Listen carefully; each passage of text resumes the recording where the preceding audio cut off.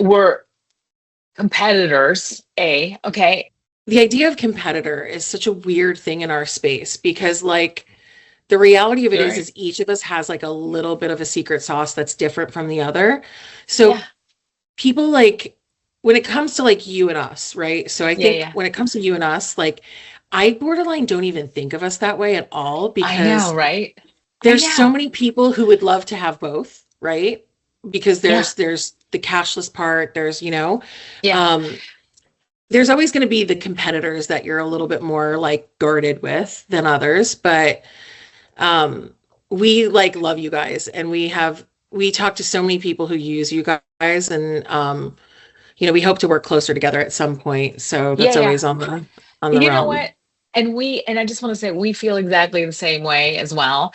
And what's fascinating is that we have that same kind of mindset from a tech perspective. But Uh-huh. then, and since we're both marketers, right? We both have that. I think we like whenever we get into any brainstorming sessions, it's like the ideas percolate to the surface, right? And Uh-huh. there's this jam that we get into where we start marinating ideas, right? Yeah.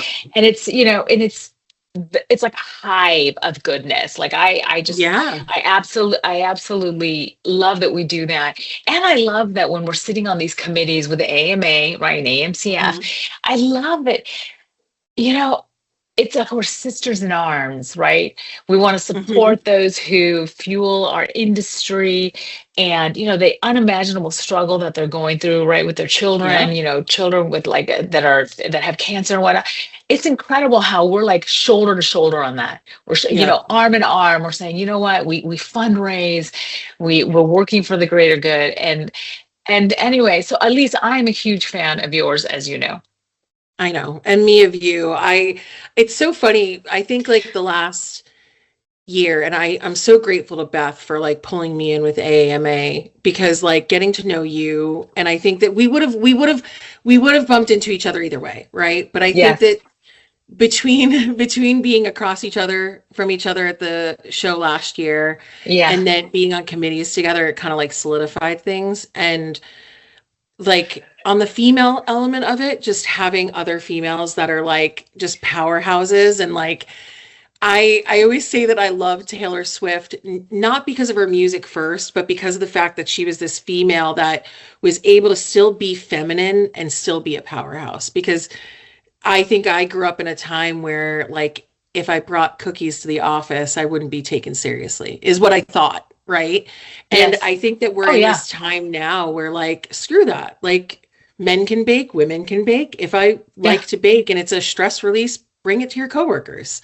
So Yeah. I think when I meet like women who are successful, like you and Renee, and I think you two, like getting to know Renee at the annual meeting was like Yes. so awesome. Like even there was one morning where her and I went to the wrong room for breakfast, and we got Yeah. this like completely uninterrupted 15 minutes of walking there and walking back and like getting that kind of time of just like laughing about how humid it was and walking and talking and just having that connection. Then getting to see at IAPA every time we would walk by each other, there was like this like it was like this silent hug or like secret high Yes. five as we walk by each other. Yes. And there's something so cool about that. And I don't know that I could ever like replace that. And it's not only with women, obviously, but there's something to be said about it. And you said something Hmm. before that I hadn't really thought about is that you guys are very much so, you function a lot more like a SaaS, like software tech company, than some of the other people in our space, just like Right. we do.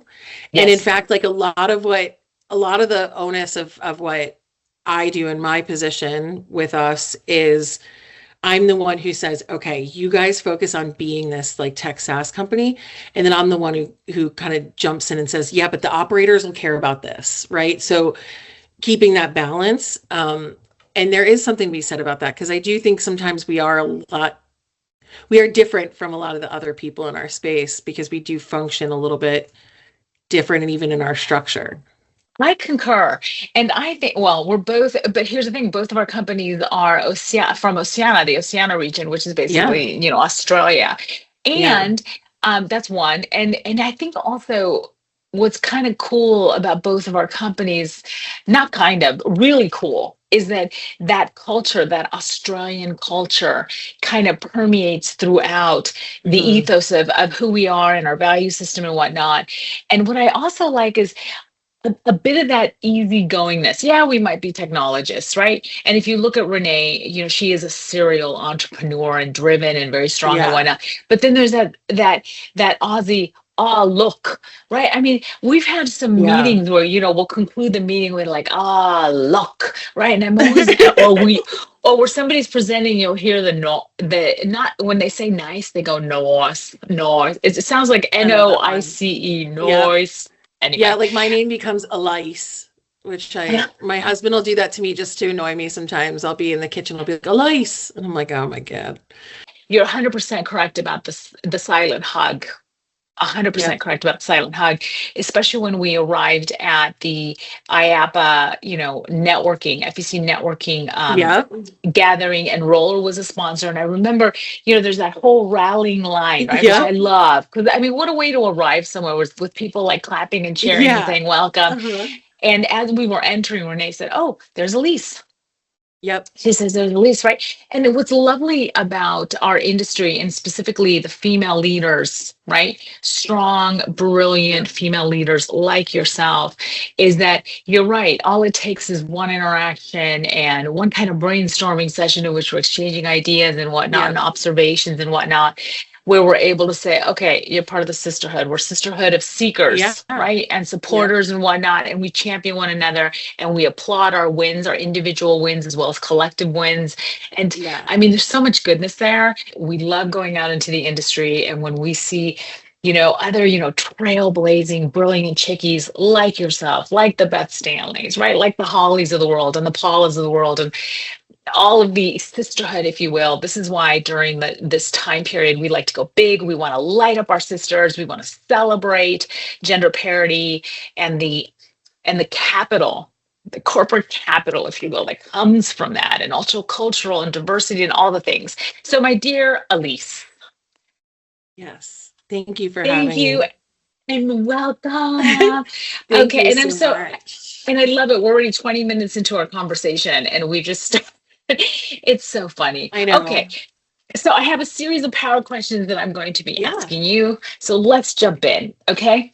What's one of the great lessons? Okay, and it can be anything. One of the great lessons you've learned in the FEC business of working with family run, family owned and operated and run FECs. Yeah, I actually think I got a very unique exposure to it being the FEC liaison at IAPA and like for an association and being exposed to so many operators from the get-go. I think it's so simple, the best thing I learned, and it was no two operators are the same. Like that's really it's the best thing I ever learned because there's no way to make all of them happy or all of them unhappy, but just knowing that they're not all the same makes me think harder to make sure that any solution or answer or effort that I make is considering the fact that they aren't all the same. So that's probably my That's big so thing. true. That is so Yeah. true. Family owned, family operated, just like family, there aren't any two families that are exactly the same or function the Yeah. same, right? And what's fascinating about our industry, wouldn't you agree, is when, you know, they show up and they're like, I'm 5 generations in, I'm a showman. I don't know how to be Yeah. anything else, right? Or, I'm a Yep. traveling act. I have no other, and I Yeah. love that it's so ingrained in them. But what an astute observation. Really, absolutely. It's true. Yeah. It was actually a personal lesson I had to learn because um as a person who is supposed to be taking care of the constituency as a whole, I took it very seriously and I found myself feeling like I could never win.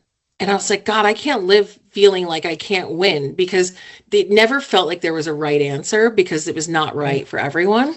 And then when I came to the end and I said, no, Elise, you've been doing events a long time. You know that you're never going to get everything right and not everyone's going to ever be perfectly happy. There's always going to be one person who didn't like the food or whatever it is. So I just applied that when it came to the operators, and it actually helped me to work on my empathy and my understanding and my curiosity with getting to know them. So I think it actually was just a really great lesson to learn overall. That's amazing. And I think that you are an individual, okay? And this is something I observed when I met you, is that you're clearly a life learner, okay? And you clearly follow the ethos that, hey, you're going to be learning for the rest of your life, right? Yeah. And if you're not dead, you're not done yet. And what I love is that if you look, I forgot who the author of this quote is, but this futurist basically said, hey, the way you're going to measure IQ in this day and age is not by literacy and someone's ability to read and write. Everybody can read and write, right? And with the Yeah. democratization of information with the internet, um, anybody can educate themselves. It's there, Yep. right? He said the way you're going to measure IQ is in an individual's ability to learn and unlearn new and old concepts.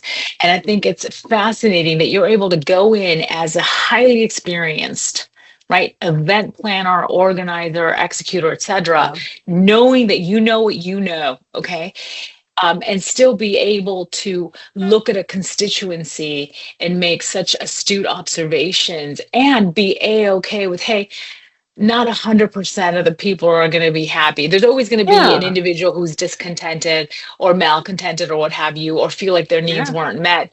But as long as you valiantly, endeavored to do your best, I think that's what Yeah. counts. And I have never, ever seen you not doing your best, not ever. You always show up I appreciate that. 110%. I appreciate that. I think I started to learn it when I was younger and I met somebody who didn't like pizza. And I said to myself, who doesn't like pizza?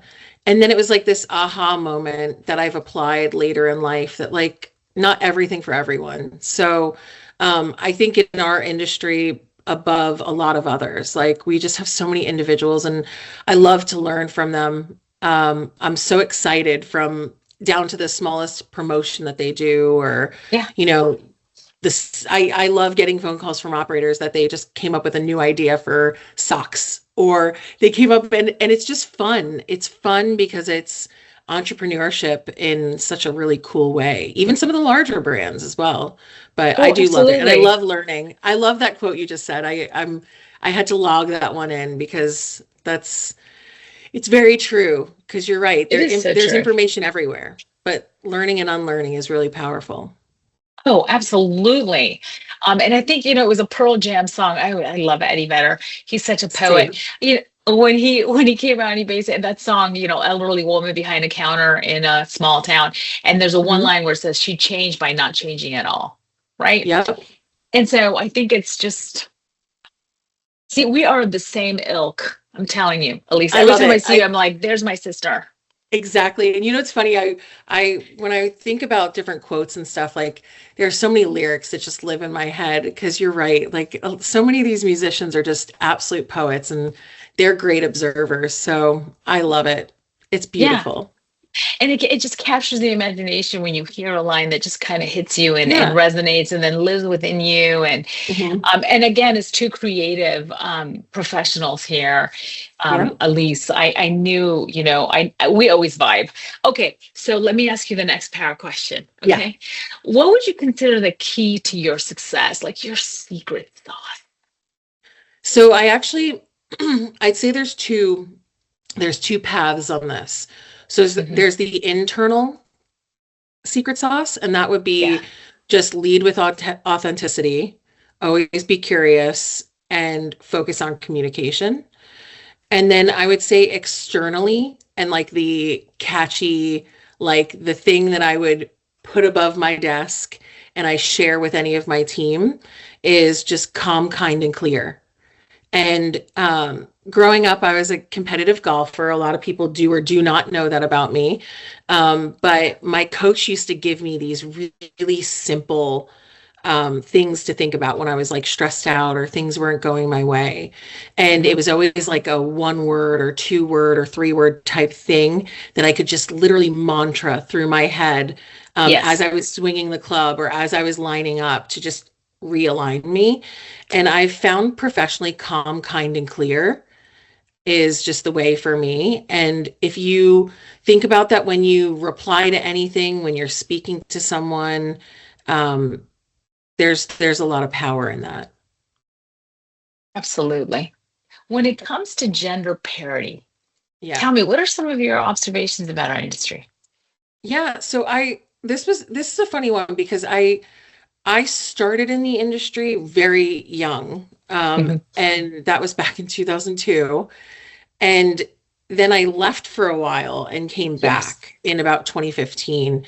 Um, and I don't know that a ton of progress happened between the time I was in it initially to when I came back. But what I've Hmm. felt since 2015 and 2019, going into a bigger FEC role, um, it doesn't feel like it needs to be as intentional now.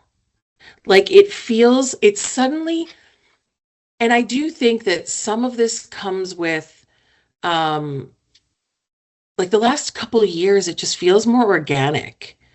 I still think we need to be intentional, but Hmm. it feels more organic and it doesn't feel like I don't feel eye rolls when we talk about having special women's events or, things of that sort. Or, you Right. know, um, if there's a female at work that doesn't feel comfortable because were in an uncomfortable situation or something, it feels like they're supported immediately and completely. So I do think, and not on that subject alone, but I do see the effort being made, and I do feel like it doesn't feel forced and it's not discouraged. So it feels more organic. So to me, that's the goal, right? Is that it, like you said earlier, about you guys creating some or making up some gaps there and increasing the presence of women in your business, like it it just kind of happened. It wasn't forced. It just started to happen. I love it. I'm with you Yeah. 100% on how, organic it is and how refreshing it is. And Yeah. also how it's not, like you said, it's not something that, we're forcing. And I have to tell you, it holds a special place, at least in my heart, that we've, so many of us have gravitated to one another and have become friends within the industry, Yeah. outside the industry, et cetera. Because I think that, there's other industries like tech where I come from originally, high Yeah. tech. Um, you know, companies have to not only be intentional, they put like entire manifestos around it, and Yeah. they do so much. But sometimes you're able to look at it and say, hey, this is really just on the surface. Okay, because you don't Yeah. see the representation where it needs to be, which is at the leadership Hmm. level, the chief executive level, et cetera. So to me, I anyway, I love what's happening. It's so gorgeous. Okay, let's go to the Yeah. next one. It Okay, let's is. go to the next power question. Okay. All right. How did you overcome failures or challenges, which is part of the human Yeah. condition? If not, life would be very boring. Have you found ways to overcome them, sidestep them, navigate them? Yeah. That's an interesting one because before I was back in the FEC space, I had gotten very ill in 2016, which I know you and I shared over the summer. I had shared some of that with you. And it was really one of those moments where it was like, it was not an option to just give up, right? I was still working my job. I was doing marketing events at Kennedy Space Center Visitor Complex. And Wow. like, I would have to buy a new pair of dress. We used to wear our dress shoes even to walk around the park, but I was buying a new pair of dress shoes every 2 months because the soles would wear out. So even with that illness, like I was still doing things. Yes. And I had the Apollo 50th anniversary, and we were the official host ground for it. And I was creating stages in our rocket garden and throwing concerts with Duran Duran headlining and doing all these crazy things, 20 plus events in 2 weeks time. And I and I just sat there and I said, I can do hard things. That was it. Like it Yes. was just one of those things that it's like, acknowledge that it's hard and just do it. And it actually ties back to one of my two favorite quotes is Yes. Jim Lovell, he's an astronaut. You'll notice some space references. That's kind of one of my core things. Hmm. But Jim Lovell, when he was asked about going to the moon and how incredible it was, and all these things, and even though he didn't land on the moon, but was a part of that whole Apollo process, he said, "It's not a miracle. We just went." And it's so funny because that says something about that generation, that greatest generation, the Yes. military men. Yes. But Yes. um, it was so matter of fact, but it's so true. Sometimes you just have to acknowledge it and move on. And I think that that's how I've always overcome is I appreciate milestones. I acknowledge the things that are happening, and then Hmm. I make the decision to move on or not move on, right? And I think that that's really what you just have to do. You just make the decision and you do it. It's not always easy. I'm not saying it's always easy. And No. sometimes you'll stew in it longer, but I think for me, that's always been my key is to just make the decision and move on. And if I have to overcome or I have to do it, I'm going to do it. There you go. Which actually says a lot about the resilience, right, of your spirit, right, and the strength of spirit also. And it's fascinating, because anybody who knows you would agree with me that the fact that these two items, these two areas coexist, that strength of spirit and then that generosity of spirit, right, that you Yeah. have, is just it's beautiful. And Thank you. I yes, there's appreciate that. nothing worse than not feeling well, okay, or Yeah. being, in your case, very, very sick, okay, Yeah. and still getting on with the powerful Yeah. act of living, right? It's Yeah. just, and you were very sick. It wasn't like, oh, I had the flu, but I carried on. No, No, this and no, was, you're completely right. I mean, I'll never forget, I had to introduce Bill Nye the Science Guy on stage in front of 3,000 people. And I still had stitches in. And I remember going off stage and I'm like, I can't move too much because it was abdominal area. And he yes. gives me a big hug as I'm going off stage. And I literally like popped a stitch, right? And I'm Oh, sitting there thinking to myself, well, if somebody's going to pop my stitch, it might as well be Bill Nye the Science Guy. That's pretty cool, right? But at the same time, like it just was one of those things where I, I, I can only change what I can change, and I can only control what I can only control. And if just putting that little ounce extra, that little oomph, or like that overcome drum, whatever it is I have to think about, it was really what was there. And I had a great support system, so that helps as well. yes. Just, it always helps, right? When Yeah. yes. Excellent. Okay. Big life lessons. Yeah. Um, my actually, this is a very recent one that I've Okay. actually feel like I've learned. And it's two things can be true at the same time. Like I never I think so many people seek an absolute truth in things. Hmm. And what that does is it really closes you off to the possibility that something else can be true. Like you can love your job and have a bad day. It's true. You can you can like you can feel tired but have energy to watch a show. Or you can, and these are really simplified versions, but to me, I think there was always this like thought process that like one thing can be true at a time. So understanding that more than one thing can be true at once, it's opened my eyes to how I evaluate and make decisions in a big way. So I think that that's been a really big thing. And then as far as the life lesson, I think it goes back to that overcome of just I can do hard things. So I think that those are some really important and powerful things for me. That's beautiful. So, what do you know for sure? So it's funny, when you say that, the first thing that came to mind is just like this is so cheesy, but just I think that I know my husband loves me, right? Like I know that sounds so crazy. We've been together 12 years. But it's been a very constant in my life for that time. Mhm. Um, but then I thought a little deeper. I think a little deeper on that. And my my grandmother used to always take us to the beach. I grew up on Long Island, so Yes. surrounded by lots of water. And my Hmm. grandmother would take us to the beach, and she always told us to look to the waves for perspective. And she would say this to us as little kids. She was an educator, so like at 6 years Right. old, you'd think we wouldn't get it, but we got it. And she would always just say, like, the waves are going to hit the shore, and they don't care if you're having a bad day, a good day, they're going to hit the shore. So, um, the waves hitting the shore is something that's like a constant in my mind that's important for me to think of. So, that I would say that that's something I know for sure. That is so cool.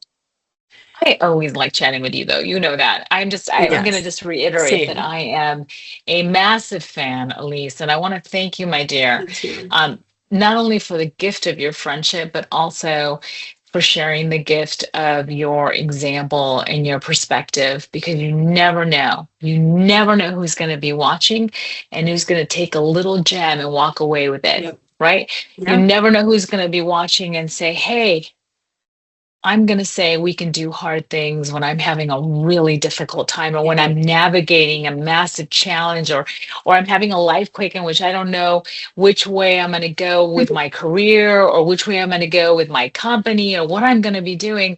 I'm going to look at Elise and think, if she's replacing her shoes because she's walking so much in 2 months, which is really running around because that's what you do with event planning. You run around, you're Yep. coordinating, you're Yep. multitasking, etc, and then popping a stitch, right? Yeah. When you're executing the event.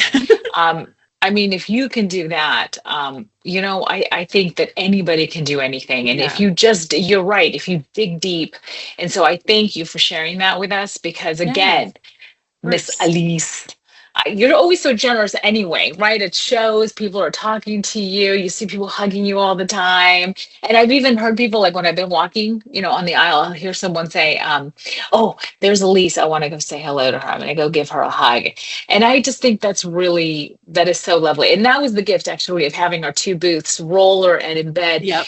next to one another. I do have one little quote though I want to Oh, share super quick. And it's of another one course. that I had learned from an astronaut, and her name Hmm. is Kay Heyer. And Yes. she was speaking to a group of youth that were very, very high level, high IQ, gifted children that were Hmm. inventors. Very cool Hmm. story. I'll have to tell you another day. But Hmm. she saw that these kids were very tense and very intense. And she said that the best advice she ever was given and the best advice she could ever pass on is when somebody asks you what your plan is, or when you feel cornered, or if you feel like you're doing something and something derails it, it's okay to just say, I've got a plan, but it's going to change. And I know it sounds like, again, another quote that seems very up in the air, but change is Yeah. okay. And it's okay to have a plan and for that plan to change. So you never know where you'll end up.